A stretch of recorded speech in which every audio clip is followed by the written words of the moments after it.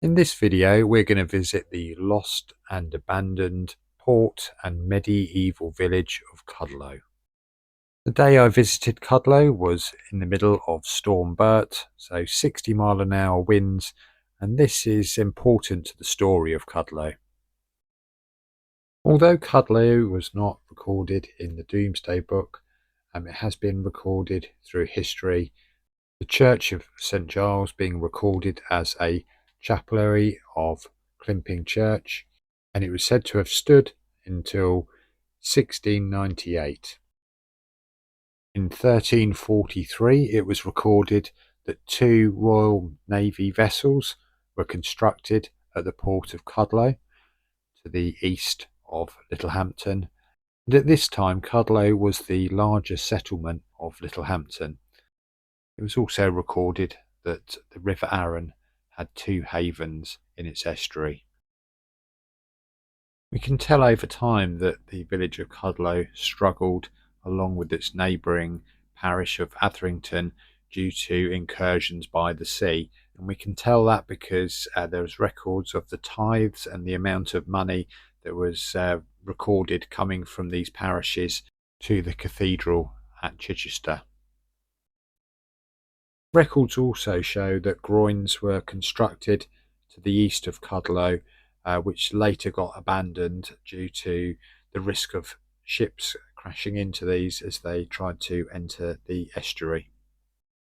Today there's very little to see, but walking through this beach you can see how eroded this beach is.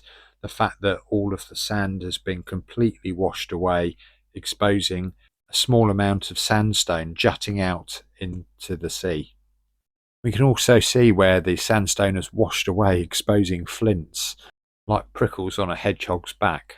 Further along the coast we can also see parts of the sea defences that were used to prevent the Germans from landing, in the form of these square blocks that were put on the beach. Amongst them we can also see sections of buildings, flint walls.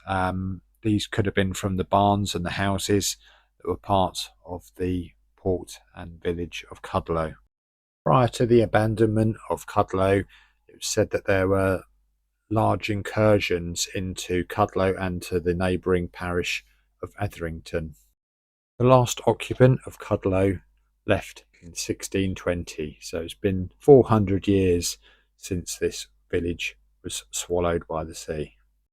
I would imagine most of this has been due to coastal erosion, but also they've documented that the land at Cudlow had dropped 40 centimetres, and this drop in land is probably the reason why we've got these incursions and loss of land. I think we can see from the massive amounts of waves and the fierceness of the waves in this area how this has all happened, and I thought today in the middle of Storm Bert would be particularly relevant.